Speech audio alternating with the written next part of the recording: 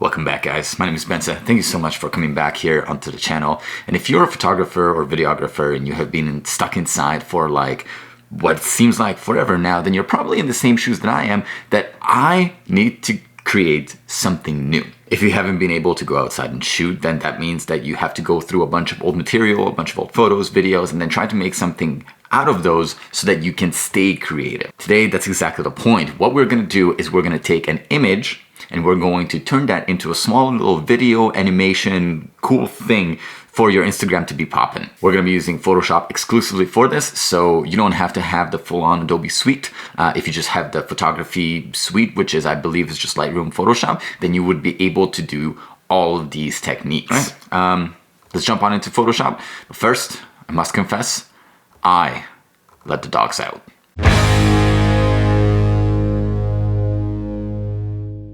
Okay, so first moment, you're gonna open up Photoshop and you are going to create a new file. I like to have all my stuff in vertical, so I did a 1080 by 1350 dimension. Then we're gonna hit create. Perfect, so here is our canvas. Okay, perfect, so now we're in Photoshop. What I'm gonna do is I'm gonna press Command O. You don't necessarily need to do it this way, but I like to do it this way because that means that I have the freedom of going back to an image if I just mess something up. What I'm gonna do is I'm just gonna select an image from my ready folders. Okay, so I got my image. I opened it up, it's in a separate window. Now, here was what we're gonna do. We're going to drag this image onto our blank canvas, which is already sized for Instagram. Note that I have made all my color and light adjustments in Lightroom prior to this, and I exported this image so that I can just go on and play with it. You don't necessarily need to do it this way, but I just find that it's a little bit easier. So we're gonna grab the image, we're gonna drag it over onto the blank canvas. You're gonna notice that it's absolutely massive.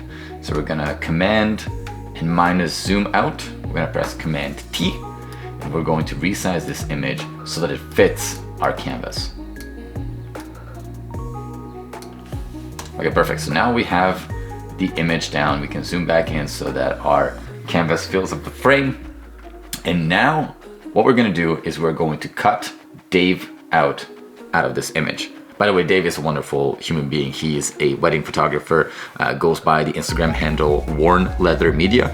I'll leave his Instagram link in the bio so you can go and check him out. He's a super wicked dude. Jumping back into the tutorial, we're going to grab the pen tool. And what we're gonna do is we're going to draw around Dave by inserting little points one at a time. I'm gonna zoom in a little bit and fast forward through this because it's a tedious process and you will find it when you do it as well.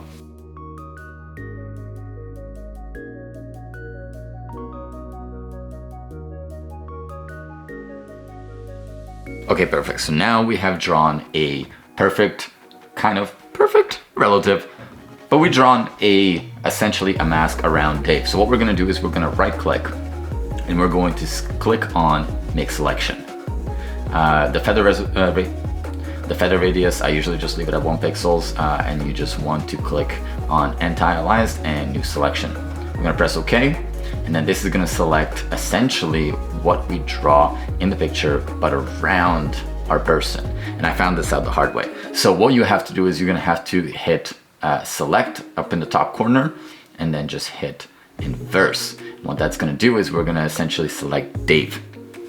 We're gonna press Command C and Command V, and what that's gonna do is it's gonna create a new layer for us, and that's only gonna be Dave. All right, so what we're gonna do is we're gonna disable the background layer for one specific reason.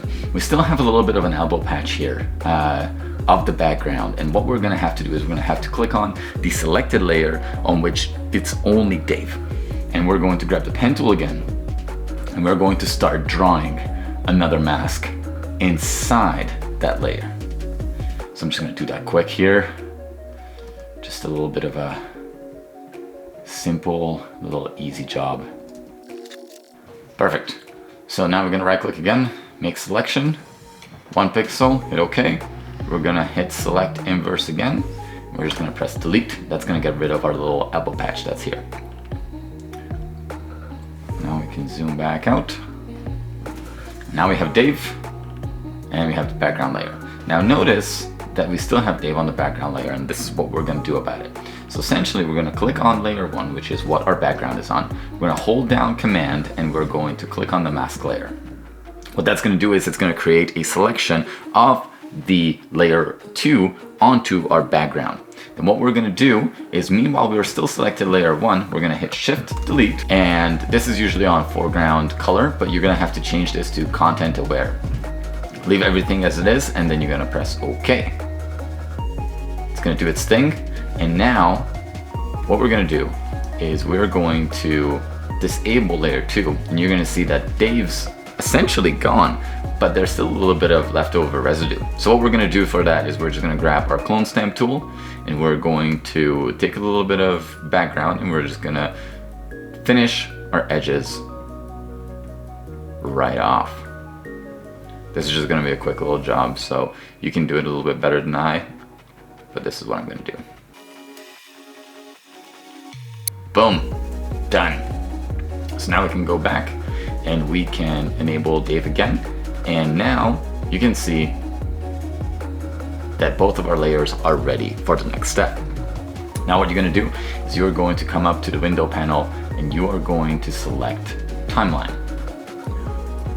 Now we're going to highlight both of our layers and we're going to hit create video timeline. And what that's going to do is it's going to take both of our layers and slap it on a timeline for us. You're going to open up both of the tabs here, and now we can get ready to work. I select layer 2 because that's the first thing I want to work with, and there's a little tab here which you're going to press on. This is going to be the motion one, and I don't know why my Photoshop does it this way, but essentially I cannot hit the transform button on its own. I have to go and select motions and then work about it backwards, but that's going to be fine. We're going to hit zoom, and then we're going to select zoom in for our Dave layer. Press enter, and that's what we're going to create 2 keyframes in the timeline and a transform. Now you can disable that stopwatch and enable it again, and essentially what that does, it creates keyframes so that every single new keyframe and new position that you're putting your subject in is gonna animate it. Here's how we're gonna do it. Declicked, clicked again, and we have our first keyframe right here.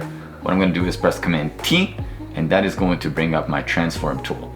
I'm going to shrink Dave down just a little bit, not too much though. I like him. Then hit enter. Then I'm going to take my playhead, rub it all the way down at the end. I'm going to create another keyframe by pressing the diamond button. Once I'm selected and on that second created keyframe, I'm going to press Command T again.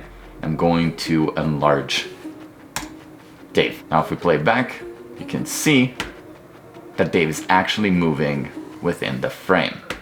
That's not enough though. I want the background to be moving as well, so that as I'm zooming into Dave, the background zooms out, creating kind of like a dolly zoom slash vertigo effect. So now we're going to go onto layer 1. We're gonna repeat the exact same zoom, except this time we're gonna put it to zoom out. I'm gonna press enter, and that's gonna change it to transform, disable, and enable again. And now what we're gonna do is we are going to press Command T again, and we're going to be playing with this. All right, we're gonna enable and disable our keyframes, and now this time what we're gonna do is we're gonna press Command T, but we're gonna go to the top here. Reason being is I don't want this picture to climb on out of the frame or be decentered.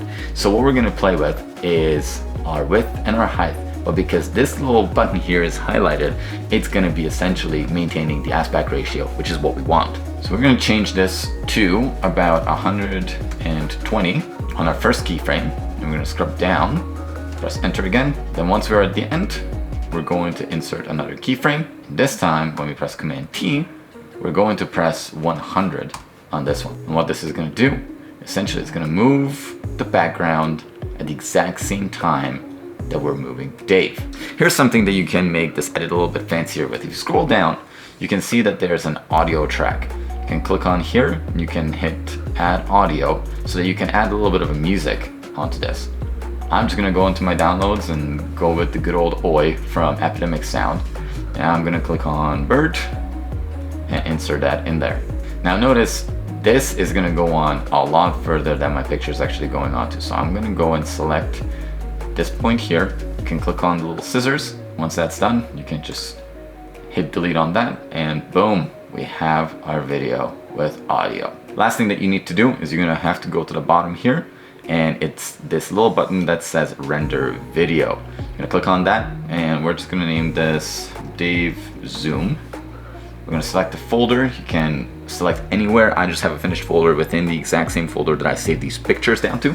So I'm just gonna choose that. And I like to have all my things in 23.976 frames per second. Usually this defaults to 30, but you can change it by just using that little thing. As you can see, we're maintaining the 1080 by 1350 aspect ratio, which is a 4:5, which is perfect for Instagram. So you can actually post this video as it is on your grid, and it's going to be the highest real estate on the screen. All is well, you can leave the rest of it as it is, and you just hit render. It's gonna export the video, and then once you're done with that, essentially what you're gonna do is you are going to open up your folder. Once you're in your folder, you can just click on this and make sure that it works. Ladies and gentlemen, that is how you move a picture. If you have any questions, if you have a different method of doing this, please let me know in the comments below.